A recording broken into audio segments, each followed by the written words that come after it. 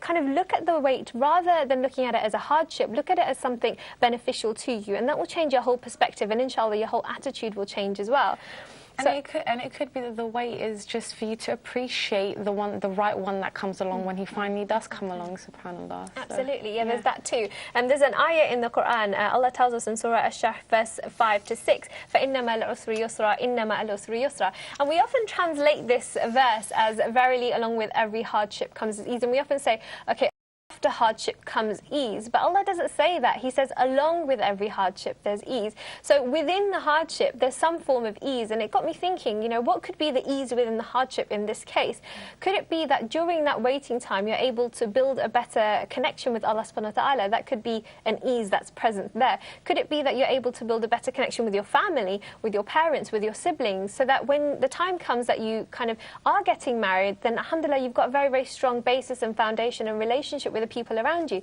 So I think look for the ease within the hardship, because Allah subhanahu wa ta'ala has told us that there is one. And the last thing I want to say is it's all about qadr, you know, a kind of accepting of the fate that Allah subhanahu wa ta'ala has given us. And sometimes we kind of don't understand His plan, or we think that our plan is better than His plan, but that's never the case. And Sheikh Abdul Bari Yahya, he said something really amazing about this. He said, Allah knows what's best for you, and He also knows when it's best for you to have it. So just trust in His plan, and have that tawakkul, have that kind of reliance upon Him, and put your trust in Him, and inshallah, you know, He will deliver what you ask of Him. It's just He's waiting for the right time to give it to you, inshallah. SubhanAllah. Sister Tasneem, if I come to you, sometimes we find that people complain that sometimes their families can be a bit of a barrier when it comes to getting married. You know, they might put conditions on them saying that, oh, you can't get married until you finished your education, or if the person has to be from the same background as us, they have to be from the same race, the same culture. I mean, what sorts of advice can you give them? That's a tricky one, because it all depends on the family that they have. I mean, it's always good to educate parents regarding the issue, because the cultural issue, the background issue, the education issue, always it is an issue in itself. But the problem is that, especially for sisters, if they wait until after they have finished their education, then they wait after they've got a good job, then they want to build on a career ladder, because they know that they think that if they have a job, they have children, they won't be able to do what they think they might be able to achieve in life. But as a woman gets older, it does become much more harder to find somebody for them, because a lot of brothers get married when they're quite young. So then, in terms of age gap, it does become very difficult. So sisters, and especially families, need to rethink that issue. And the cultural issue, I mean, I always, whenever I speak to people, personally, I don't understand the whole cultural divide. I understand to a certain extent that if you're within the same culture, sometimes it could make things easier. But now, because of the multicultural background London or UK has, it's just like an Asian person, just because you're Asian doesn't necessarily mean that you like curry, for example.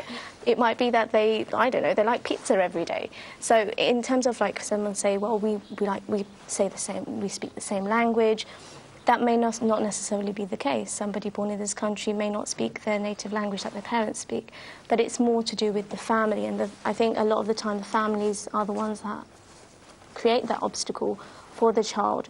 They have these little lists and criteria, and then once the child comes to a certain age, for example, when brothers or sisters become 30, then they sort of hold their heads up and say, oh, actually, I'm a bit more lenient now, anyone will do. And then even then it becomes much harder. So I think families need to be very wary in terms of, they need to think, okay, what is it that I'm looking for my child, for example, or even for a sister? I'm looking for a husband, I'm looking for somebody who I'm going to spend the rest of my life with. If I want to go into education, if I want to get a degree, technically your husband is the one who should be supporting you through that, and you should be able to work together to fulfill something like that. Like, life is meant to be built where two people work together and fulfill that life. It's an experience, isn't it? I mean, to flip it totally on its head, I mean, sometimes you get families who kind of take their hands off it and say, oh, I'm just going to leave it up to them to decide. I don't want to meddle. I just, you know, let them find their own person, and then once they're ready, then I'll meet them. I mean, what advice would you give, you know, parents in terms of their role in helping facilitate a marriage? I think this is actually really important, that the parents need to be, parents, brothers, sisters, whatever, they need to be aware of what's going on at least. So if you want to kind of because normally, if you go to a service like this, you kind of know it's being handled, for example. So, but being aware of what's happening and being involved and listening, like kind of discussing, even the discussions that the two are having and things like that. So you can kind of guide them and show them the way forward. And subhanAllah, I think it is very important that we, take that kind of knowledge from people who have that experience of being married for a while, but also have a very enlightened way of looking at marriage as well. This is actually very important. I mean, so for example, there are a lot of sisters out there who, mashallah, are reverts, but unfortunately they don't have that family to help them in the sense of finding the right spouse, because obviously the criteria are going to be very, very different. So some of them might decide to take up a wali. What role would the wali play in terms of helping, a revert sister in this way, Hasana? This is a really, really important question, and I think this is an important part of the marriage process. We know that this is clearly understood from the hadith of Rasulullah sallallahu alaihi wasallam, where he said, the marriage of a woman who marries without the consent of her guardian is void. So we need to first understand what a wali is. A wali, or guardian, it's taken from the Arabic word al-wilaya, meaning the willingness to take responsibility for something or for someone, or to kind of have that authority to administer something. So it's usually, in this case, we're talking about performing the marriage contract. But the wali, the role itself actually consists of many different things.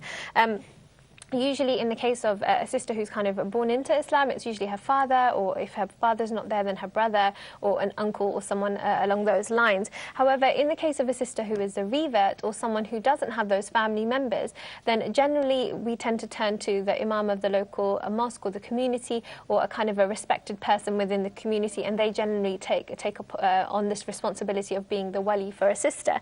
This is due to the hadith of the Prophet ﷺ, where he says the ruler is the guardian for those who have no guardian. So the wali actually plays a really, really important part in the marriage process, and it needs to be someone who's God-fearing, so that they're going to take care of your affairs. There's so many horror stories of sisters who have, someone's kind of forced them to take upon them as a wali, and then they haven't kind of fulfilled their responsibilities, or they've done it in a really, really bad way, and the sisters ended up marrying someone who is not right for her, and unfortunately that's ended up in divorce. So make sure that whoever it is that you're approaching, or if they approach you, that they're a God-fearing person, and that they've got a good kind of, they're kind of well respected within the community, and that they're, a God-fearing person.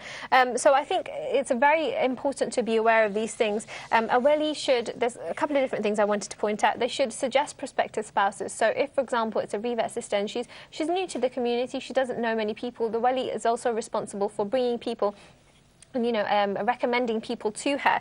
But also the wali is then responsible for screening those people. Is that person appropriate? They need to be calling up references for that individual, finding out about that person, having conversations with that person, even maybe before the sister speaks to them. So there needs to be that kind of screening process. Sounds like an interview again, doesn't it? But this does need to happen. And then the third thing is also they need to act as a third party when it comes to the actual marriage contract. So they need to be there, they need to be part of the whole process, and they need to be overseeing this sister's responsibility. So it's a really, really big deal. And for any brother who is a wali, you have to kind of really pull your socks up. Exactly, you've got to pull your socks up, and also you've got to kind of step up to the plate really and deliver, because especially for revert sisters, like I said, there's so many different, unfortunately there's so many horror stories with regards to this, and it's got to a point where some sisters feel, I don't even want a wali, I'm going to get married without having a wali. And we know from the hadith of the Prophet ﷺ that a wali is necessary. So I'd advise the walis to step up, and advise the sisters, really clue yourself up about what a wali actually is and the responsibilities, and choose the right person, inshallah. Jazakallah khair. Well, sisters, we do have a caller on the line. We have Sister Sadia from Bristol. Assalamu alaikum, Sister Sadia. Wa alaikum assalam wa rahmatullah. Sister, do you have a question or a comment? Yeah, I just wanted to agree with the girl before, how right she is about both parties being God-fearing when they enter into a marriage. I think that's absolutely key. And just a comment to say that me and my husband were married for 15 years. We both still feel the same way about each other as we did the first day that we met. And key. MashaAllah, may Allah give you many, many more happy, wonderful years together. MashaAllah, she did agree with you there, Hasana, saying that both parties do need to be God-fearing, MashaAllah, and it's one of the keys, because obviously we are fulfilling half of our deen.